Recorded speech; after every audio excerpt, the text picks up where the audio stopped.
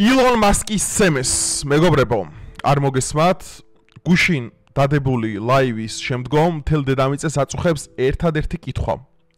რატომ აქვს ილონ მასკს მარცხენა თვალი, არა ბოდიშით მარჯვენა თვალი ჩაშავებული?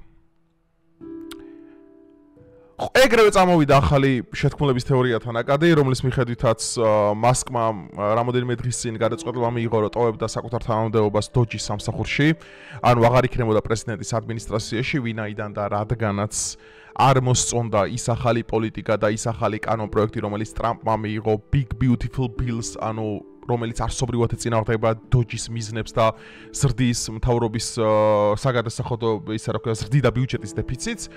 და მეორე დღეს ვრცელდება ვიდეო, სადაც ტრამპის ადმინისტრაციაში დგას ილონ მასკი, რავი, აი, ჩერჩეტი დაჩმორებული ბავშვით და ჩალურჯებული აქვს მარჯვენა ქუთუთო და აბრალებს, რომ თურმე ხელი გაარტყა მისმა პატარა საყვარელმა შვილმა, ჩვენთვის საყვარელმა ჟღვნიტიანმა XAI. ანუ სიგიჟე რაღაცეები ხდება, მეგობრებო, მოდი ხა სანამ ამ ვიდეოზე გადავალთ და ეტაპობრივად აქიხსნით თუ რამ გამოიწია მასკსა და ტრამპს შორის ეს კონფლიქტი, რადგანაც მე ვარ ილონ მასკის ფანი.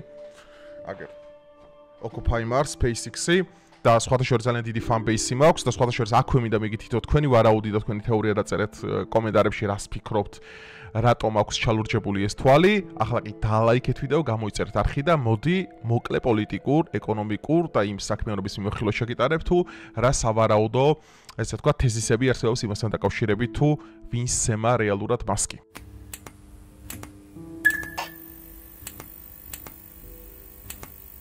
აი მეგობრებო, ეს ვიდეო გავრცელდა.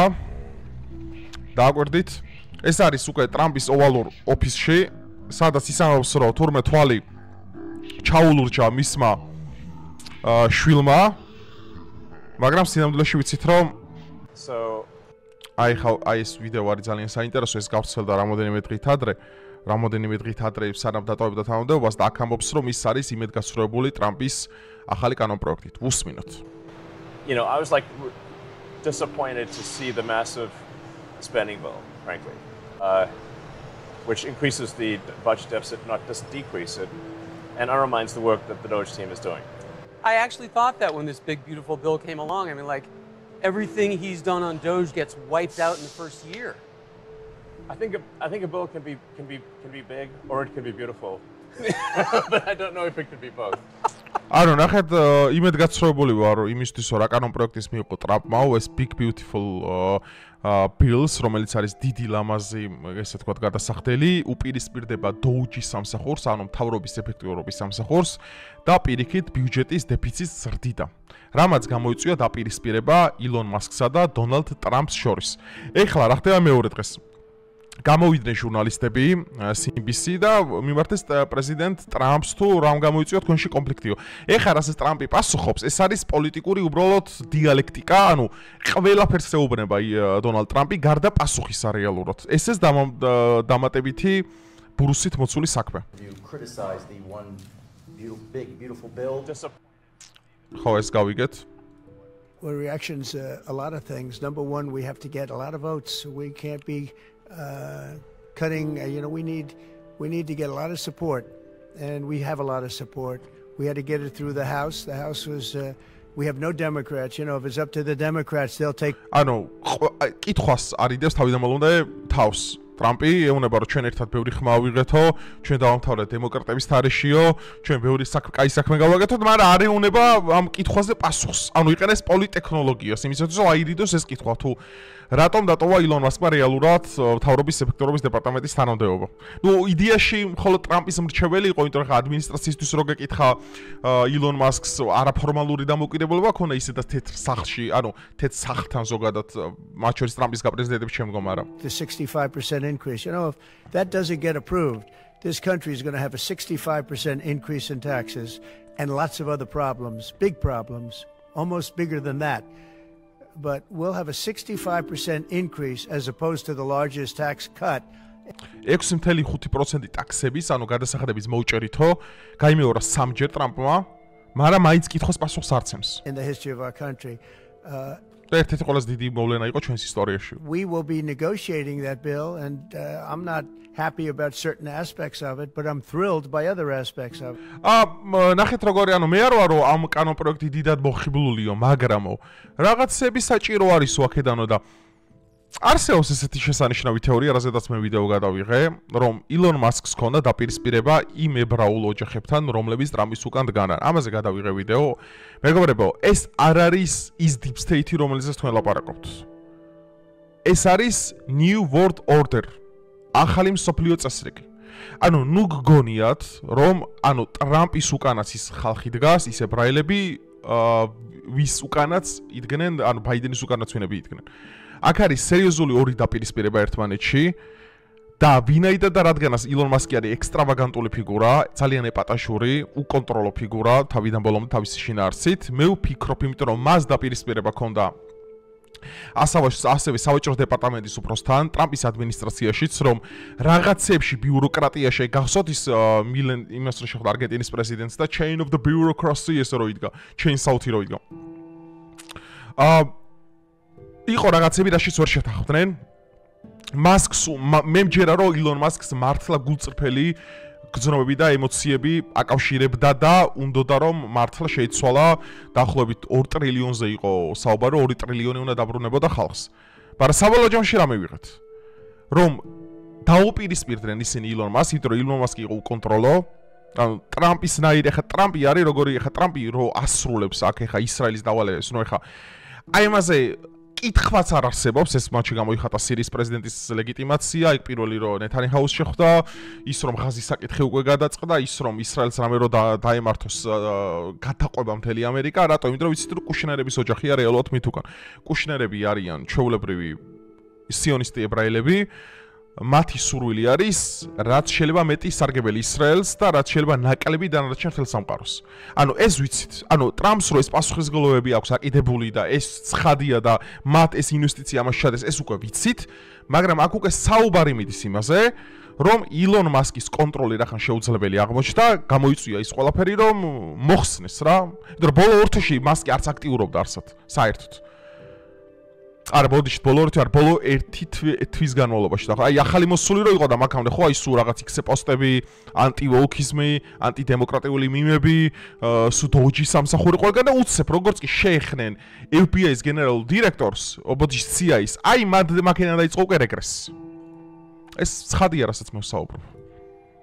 But that's the way they go. It's very big. It's the big beautiful bill. ეხა აქ საუბრობს ილონ მასკი თავის პოდკასტზე, რა არის სიმარტოვე და მან გული ამიჩუყა ნამდვილად. What's something difficult you're going through that people don't often see? I don't think most people would want to be me. They may think they would want to be me, but they don't know. They don't understand. I mean, my mind is a storm.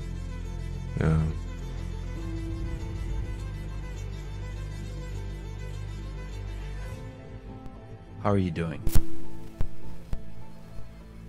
I mean, overall okay. ჩემი გონება არის შტორმიო და ბევრ ადამიანს სურს რომ მე ვიყოს, მაგრამ სინამდვილეში არ იციან რას გრძნობ რეალურად. აქ ძალიან შეცფუნებული ჩანს მასკი. სამწუხაროდ. In the grand scheme of things, I can't complain. You get lonely? მარტო გრძნობ თავსო? Sometimes, but იშვიათად. you know, my kids and friends keep me company. ჩემი შვილი და ჩემი ოჯახიო და მეგობრებიო ამას მივსებენო რა. მაგრამ So not existential. There are many nights I sleep alone. ძალიან ბევრი ღამე ყოფილა მე, როდესაც მარტო მწინებიო და განსაკუთრებით ეს ტესლას ქარხანაში.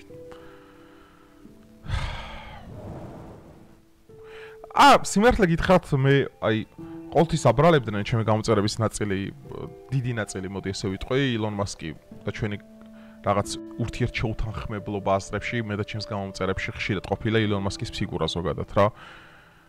მაგრამ მე, ანუ თავიდანვე, ვიტყვი მასკს ახლა არ ვაკვირდები, მას როგორც რაღაც დიდებულ ინჟინერს, დიდებულ მეცნიერს, დიდებულ, რავი, ინვესტორს, დიდებულ ბიზნესმენს, მილიარდერს, ანუ ილონ მასკს უფრო ახლოდან ვიცნობ და არასდროს არ მეშლება სხვათა შორის აი ადამიანების რეალური დამოკიდებულების გაცნობა. აი მაგალითად ლარი პეიჯი მისი მეგობარი ხო? Google-ისა და ალფაბეტის დამფუძნებელი, ხო, რომელიც არის ჩემი ღრმარწმენი დეშმაკი ადამიანი, თვითონ მასკსაც აქვს ეს ახსნელი, რომ მაგ ადამიანს სურსო, რომ რავი, ღმერთი გახდესო ხელოვნური ინტელექტიო. ანუ მე გულწრფელად გეუბნებით ხალხო, ანუ ილონ მასკის განზრახვა ამ შემთხვევაში რომ წინ აღუდგა ისეთ ბოროტებებს როგორც ყო ალფაბეტი, OpenAI, ბევრი რაღაცა, სხვათა შორის ერთ-ერთი დაპირისპირების მიზეზი იყო აბუ-დაბიში OpenAI-ისთან დაიდო ხელშეკრულება მასკისგან დამოუკიდებლად. არა და ტრამპი მაქამდე უნებოდა რომ როდესაც დავიწყებ ჩემს საქმიანობასო და რამე ტექნოლოგიებს თუ შეეხებაო, მე ყველაფერში მონაწილეობა უნდა მივიღო, მაგრამ მასკისგან დამოუკიდებლად მიიღეს ეს მემორანდუმი, რამაც კიდევ უფრო დაძაბა მათ შორის სიტუაცია. ანუ თითქმის, ანუ მე რა ის მიჯერა, იცი რომ თითქოს ეს მასკი აიღეს, გამოიყენეს საკუთარი რესურსებით, იმიტომ რომ მასკმა უდიდესი მხარდაჭერა გაუწია ტრამპს და მე პირდაპირ ყოველგვარი გადაჭარბების გარსა ილონ მასკი რომ არა ტრამპი ამარჩევნებს ვერ მოიგებდა, იმიტომ რომ ილონ მასკის სოციალურმა X-მა კონკრეტულადმა და მისმა 200 მილიონზე მეტმა გავლენამ სოფლიოში და თვითონ ამერიკის შეერთებულ შტატებში ძალიან დიდი მხარდაჭერა მოუპოვა ტრამპს. მათ შორის დემოკრატების გაშავებაში და მათ შორის იმ ბიუროკრატიისა და deep state-თან ბრძოლაში, რომელიც აქამდე იყო mainstream. ანუ არ ფიქრობ რომ მასკი არის ეშმაკი. ანუ უბრალოდ არ მჯერა ამის. უბრალოდ არ მჯერა რომ ილონ მასკს კაცობრიობის დანგრევა უნდა. არ მჯერა ამის. მე უფრო მეტი ადამიანი ვიცი ტექნოლოგიების დარგებში, უფრო მეტი ადამიანი ვიცი მაგალითად ხელოვნურ ინტელექტში, რომელსაც გაცილებით სუდი უნდა კაცობრიობისთვის, მაგალითად სერგეი ბრინი, ლარი პეიჯი. ძალიან ბევრი ადამიანია ეგეთი გიგანტები, რომლებიც არ ჩანან, არ ფიგურირებენ და რომლებსაც უფრო მეტი სუდი რამე სურთ. მასკი იყო ადამიანი, ვინც წამოყენა პირველი ის რომ თუ გამოვა მაგალითად ახალი ხელოვნური სუპერ ინტელექტუალი ხელოვნური ინტელექტი, ჩვენ თუ არ დავაბალანსეთ, მან შეიძლება მთელი მსოფლიოს ოკუპაცია მოახდინოს. ანუ მასკი იყო ასევე ადამიანი, რომელიც ამბობდა რომ ადამიანების ჩართულობა უფრო მეტი უნდა იყოს. მასკი არის ის ადამიანი, რომელიც ამბობდა რომ ადამიანების ხელით არ უნდა მოხდეს ჩვენი განადგურება. ბოდიშით ხელოვნური ინტელექტის მიერ არ უნდა მოხდეს ჩვენი განადგურება. ანუ ესე ვთქვათ, ბარიერები და ბალანსი, ვინც იცავდა ამ ტექნოლოგიების სფეროში, ისევ ილონ მასკი იყო, რომელსაც შემოქონდა ხელოვნურ ინტელექტში მორალი საერთოდ რა იყო. ამიტომ არ ვფიქრობ, ანუ ეხლა რა თქმა უნდა, ბუნებრივი 100%-იან მე ვერავიზე ვერ დავდებ. საკუთარ თავსაც არ ვენდობ 100%. მაგრამ ეხლა რომ ვთქვა, რომ ილონ მასკი ეშმაკია იმის გამო, რა ხან ყველაზე მდიდარი ადამიანი პლანეტაზე, ანუ სიმდიდრით და იმითაც არ გამოიხატება რეალურად. კუშნერები საერთოდ არ ჩანან. მაგრამ მართავენ ამერიკას. რა თუნდა ამას 2-4-4-ია. კი ივანკა ტრამპის ქმარი ვინა და მისი ოჯახი გაიგეთ, დაგუგლეთ ვიდეოც მაგადაღებული. ამიტომ რავი, მასკი შეიძლება ებრაელებმაც ემეს, არ ვიცით. I don't have to, but I do. How often do you speak to President Putin? I don't speak to President Putin. You've never spoken to President Putin? I was on a video call with him once about 5 years ago. ანუ პრორუსობა უკვე შევეჩვიოთ, რა მასკსაც აბრალებენ რომ პრორუსია, რომ პუტინს ელაპარაკება და იქიდან რაღაც ბრძანებებს იღებს. და ეს mainstream media, legacy media, რასაც თვითონ უწოდებს, манипуლირებს იმით, რომ შენ სხვა ქვეყანების იმასთან ხო არ მონაწილეობ, რომ მტრებთანო და რაღაც უსმენთ. That's the only Why would you think I speak to President Putin?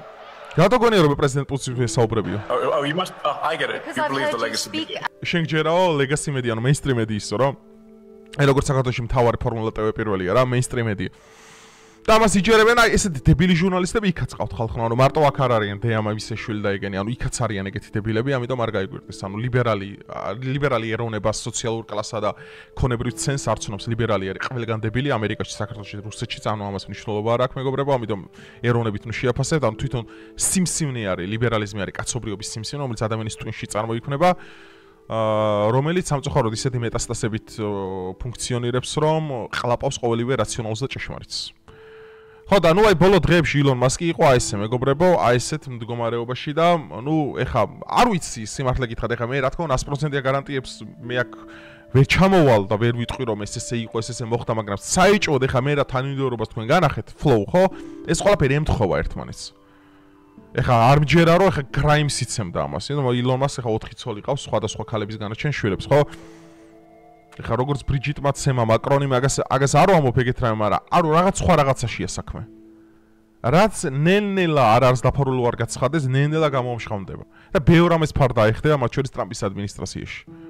იმის და მიუხედავად დღემდე ხა ტრამპის მხარდამჭერი ვარ ამერიკაში, რა თქმა უნდა შედარებას არ შეიძლება დემოკრატებთან, მაგრამ ძალიან ბევრი კითხვები ჩდება თვითონ, იმიტომ რომ მე ყოველთვის ვამბობდი, რომ ილონ მასკის გულწრფელობის უფრო მჯერა, ვიდრე მთელი რესპუბლიკელების იქით. ყოველთვის პოდკასტებზეც მithქვია ჩემ არხზე ეგ. იმიტომ რომ მასკი თავისი შინაარსი და ჰაბიტუსით არის ექსტრავაგანტული, ანუ ყველაფერი აქვს, მილიარდები, ანუ ვერ მოისყიდ იმას, ვერ აკონტროლებ. მაქსიმალური შეიძლება შენ მანიპულირება და რაღაცაში გამოიყენო, რაც გააკეთეს რესპუბლიკელებმა, რომ წინასაარჩევნო რალიებზე და იმებზე, რა ქვია, წინასაარჩევნო კამპანიებზე გამოყავდათ მასკი და ამხელა ტექნოლოგიური გიგანტი, როგორც, რავი, მეინსტრიმ ის გამოიყენეს, ხო? პიერ სამსახურზე. ანუ ეს ჩემთვის ძალიან გაურკვეველია, მეგობრებო, მართლა გულწრფელად გეუბნებით, მაგრამ საბოლოო ჯამში ბევრი რამე გაირკვევა ძალიან მალე. ამ მოვლენებს მე რა თქმა უნდა დავაკურთები, იმიტომ რომ ტრენდული თემა არის, ტრენდულ თემებზე ვფიქრობ, ტრენდული თემები გვაინტერესებს და რაც ყველაზე მთავარია, სიმართლე უნდა ვეძიოთ ყოველთვის. მათ შორის ისწავლეთ და არაერთხელ მithქვია ჩემი გამომწერისთვის და რა მithქვია. რა მithქვია ჩემი გამომწერისთვის, ანუ როდესაც მე მხარს უჭერ, მაგალითად ტრამპი იქნება, მაგალითად ბიზინა იქნება, მაგალითად ტომი რობინსონი იქნება, მაგალითად ტეიტი იქნება, ანუ ნიჯელ ფარაჯი იქნება, ანუ ნახეთ, ერთი რამე ისწავლეთ. ეტრო ტრამპი რო გავაკრიტიკე რამოდენიმე ვიდეოში, გამოვიდა ტრამპის პოზიცია შეიცვალა, რა სისულელე, ნებისმიერი ადამიანის გაკრიტიკება შეიძლება. ჩემი ყველასი. უბრალოდ ანუ დაზომბირებულები არიან საქართველოში საინფორმაციო ვაკუუმის შემდგომ. რომ თუ რახამ ტრამპს მხარს უჭერ, ანუ თუ ერთხელ მაინც ტრამპს დაუჭირა მხარი, ეს ნიშნავს რომ ბრმად უნდა ვიყო ბოლომდე. ან თუნდაც ბიზნეს ხარე დაუჭერ, უნდა ბრმად არავის არ მეუყვები საერთოდ. ყველაფერს კითხვის ნიშნის ქვეშ ვაყენებ, ყველაფერს ბოლომდე ვწურავ და მაქსიმალურად ვინარჩუნებ საკუთარ თავთან ობიექტურობას. ამიტომ ჩემგან ეს იცოდეთ და ჩემგან ამას შეიჩვიეთ ხალხო, რომ შეიძლება დღეს მე ვაქო ტიპი, მაგრამ ხვალ გავაკრიტიკო. ანუ მე არ ვარ ფანატიკოსი, მე არ ვარ იდიოტი, მე მაქვს აზროვნების უნარი და თან ძალიან თავისუფალი აზროვნების უნარი. ამიტომ ნებისმიერი ადამიანის გაკრიტიკება არის შესაძლებელი. და ეს ახასიათებს ლიბერალებს ისევ, აბა ვის ახასიათებთ? შენ არ ამბობდი ტრამპი მაგარი იყო, აბერეტო ამბობ, მე რა? ვამბობდი მაგარი იყო. ეხაც მაგარია ტრამპი. მაგრამ გასაკრიტიკებელი იქნება გავაკრიტიკებ, რა პრობლემაა? ვერ ვიტყვი ხა ებრაელები როდგანან მის უკან ამის მომერიდება, ვერ ვიტყვი მაკრონის სოლი რომ მამამისია, ვერ ვიტყვი მაგალითად პედოფილი რო არის იმის რა ქვია ბრიტანეთის პრემიერი თუ რა. არც ამ სტეიჯიდან და არც მაღალ ეშელონებში თუ ავალ არსად არ მომერიდება რა არის სიმართლე. ამიტომ ეს ზომბირებული აზროვნებას უნდა გადავეჩიოთ რა. შენ ხო ამას ამბობ, შენ ის არ იყავი ამას ამბობდი, შენ ეს არ ამბობდი. მე რა, ყველა ადამიანი, ყველაფერი იმსახურებს კრიტიკას ამ ქვეყანაზე. თუ კრიტიკას გადაეჩვიე, დაღუპული ხარ ადამიანი, უბრალოდ დაღუპული ხარ და ხარ ლიბერალი კომუნისტი. და ლიბერალი კომუნისტი არ უნდა იყო. უნდა ისწავლოთ რა არის სიმართლე. და ამ სიმართლისთვის ბრძოლა და გამოხატვის თავისუფლება, ეს არის ჭეშმარიტი free speech და არა ის სისულელეები, რასაც legacy media გაჩვენებთ მართლა. რავი, ეს იყო ჩემი დღევანდელი ვიდეო, დალაიქეთ კონტენტი, გამოიწერეთ არხი. თუ გინდათ გააკეთეთ დონაცია, ლინკები აღწერა შემითითებული, ასევე გამოყევით X-ზე, Instagram-ზე, გამოიწერეთ ჩემი პოდკასტების არხი. გამოყევით Steam-ზე და რავი, ყველგან ვაქტიურობ სადაც შემიძლია. დროებით, მეგობრებო.